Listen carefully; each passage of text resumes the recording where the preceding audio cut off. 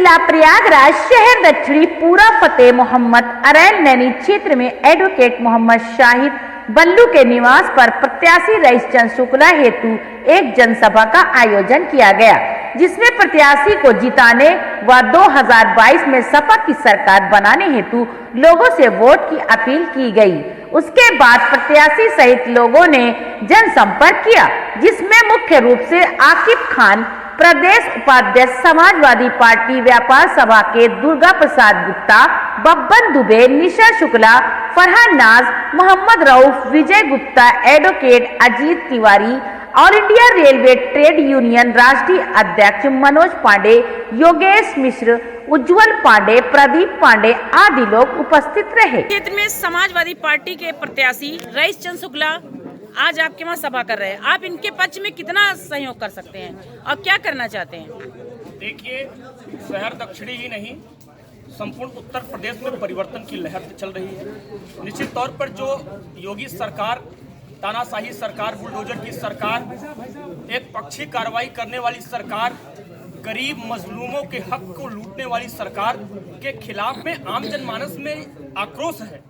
और निश्चित तौर पर आगामी सरकारों को देखते हुए समाजवादी पार्टी के विचारधारा के साथ जुड़ने वाले तमाम लोग जो बेरोजगारी के मुद्दे पर भारतीय जनता पार्टी की तरफ गए थे, रोजगार मिलेगा, किसान गए थे, उनकी आय दुगनी होगी, उस पर जो है झूठा जुमला साबित हुआ। तो निश्चित तौर पर जो भी भारतीय जनता पार्टी के लोग, भारतीय जनता पार्टी का मैनिफेस्टो पूरी तरीके से फेल हो चुका है, पुनः उसी उत्साह ऊर्जा के साथ जिस प्रकार से समाजवादी पार्टी का 2012 में जनाधार था, सेम मैं जगह जगह पर घूम रहा हूं, वही जनाधार समाजवादी पार्टी अखिलेश यादव के पक्ष में संपूर्ण जनता जो है समर्थन देने के लिए तैयार है। वो क्या गरीब, मजदूर, महिला, नौजवान, बुजुर्ग, किसान, मजदूर, किसी भी प्रकार, किसी भी समाज का लोग हों, वो समाजवादी पार्टी के साथ जुड़ना चाहते हैं और समाजवादी पार्टी को वोट करना चाहते हैं। परिचय दें। मैं अजीत तिवारी, एडवोकेट अजीत तिवारी, प्रदेश प्रवक्ता, एडवोकेट काउंसिल ऑफ इंडिया। और आज हमारे साथी, अधिवक्ता साथी पूरे और हमारे जितने भी नौजवान साथी आए, सभी लोगों ने एक निर्णय लिया कि आज 263 विधानसभा से रईस चंद शुक्ला को जिताना है और पूरे जोरों से हम लोग 27 तारीख को आने वाले चुनाव में इनका पूरा समर्थन करेंगे। किस तरह से आप जैसे विपक्ष को हराने की कोशिश करेंगे? क्या हराना चाह रहे हैं कि हमारी जो आज की जनता है इससे एकदम तंग आ गई है, चाहे शिक्षा की उसमें ले लीजिए और चाहे जो है बेरोजगारी एकदम पूरा तरीके से वो हो गया है। और जितने झूठे वादे किए थे, आज कोई भी एक वादा उन्होंने मोदी जी या योगी जी ने पूरा नहीं किया। और जो भी हमारी समाजवादी पार्टी ने जो काम कर रही है वो लोगों के लिए बहुत सही समझ में आ रहा है और आगे भी अच्छा काम करेगा। परिचय दें। मैं मोहम्मद शाहिद, इलाहाबाद हाईकोर्ट अधिवक्ता, उच्च न्यायालय। आप अपने क्षेत्र के लिए क्या चाहते हैं? प्रत्याशी आप जिता रहे हैं तो भाई उनसे उम्मीदें लगाई रखी है। क्या है आपके क्षेत्र में समस्याएं जो आप अपने प्रत्याशी से चाहते हैं?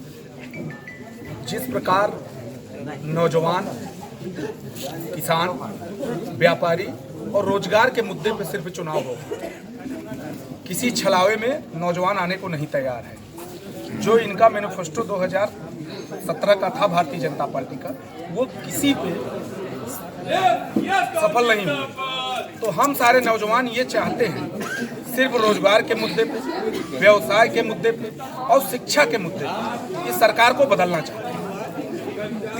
लगभग 2020 मार्च लास्ट से कोरोना लगता है, छोटे छोटे बच्चों की शिक्षा अव्यवस्थित होती है। जिस प्रकार किसी मकान की मजबूती उसकी नींव होती है, इसी प्रकार किसी विद्यार्थी की शुरुआती जीवन की शिक्षा मजबूत होती है। आप बंगाल में चुनाव करा सकते हैं, उसके बाद कई चुनाव होते हैं, पंचायती चुनाव करा सकते हैं, उत्तर प्रदेश का चुनाव करा सकते हैं, तो विद्यालय बच्चों को क्यों नहीं खोले जा सकते? बात जाएंगे, कोई कुछ नहीं कर पाएगा हम लोगों का।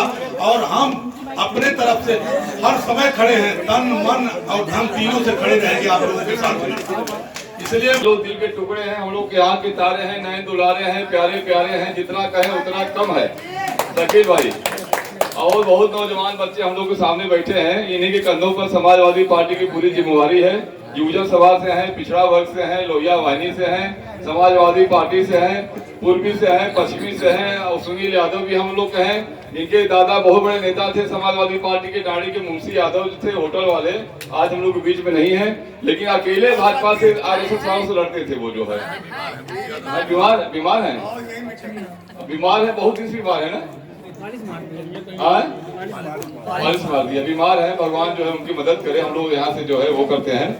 लेकिन ये चुनावी सभा है, चुनावी माहौल है, बिगुल बच चुका है चुनावी समर का और सभी अपना तर्कस उठाए हुए हैं। जो विधि की अदालत से ना छूट पाए वही नंदी जन की अदालत में आए हुए हैं। लाख मासूम चीखों का दौलत बटोरे, लाख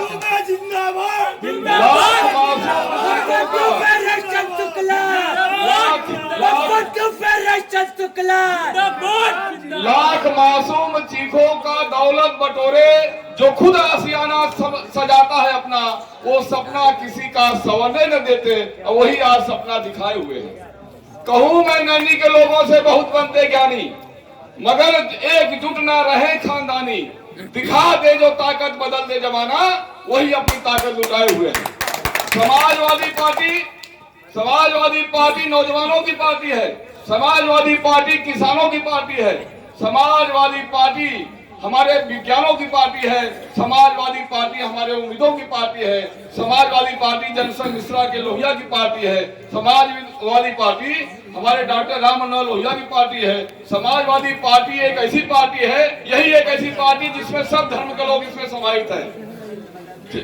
इसमें जैसे हिंदू मुस्लिम सिख ईसाई हैं, वैसे हम लोग सब लोग इसमें समाहित है। एक भारतीय जनता पार्टी है, केवल एक समुदाय की पार्टी है।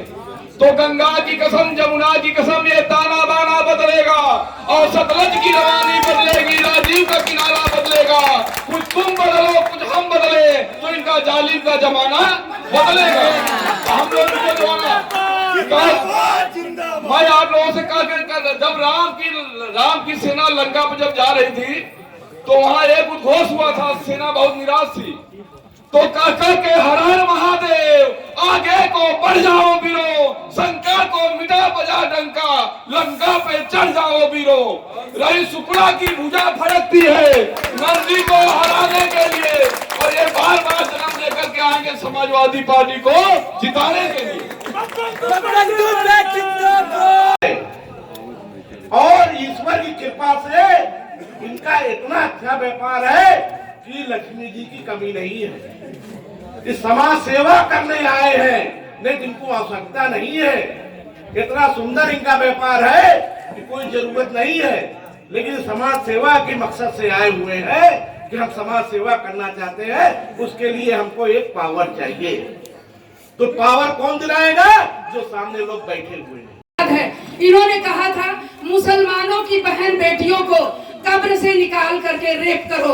इतना घिनौना शब्द, मैं तो कह सकती हूँ कि इतना घिनौना बोलने वाला व्यक्ति कैसे सीएम हो सकता है, कैसे वो राज्य को चला सकता है। ऐसे लोगों को बिल्कुल आप लोग बर्दाश्त न करिए। मैं तो एक महिला हूँ, मुझे जहाँ कहिए मैं वहाँ ललकार के बोलने वाली हूँ। और मैं तो ये कहूंगी कि आप सभी लोग एक निर्णय ले लीजिए कि इनको भगाना है।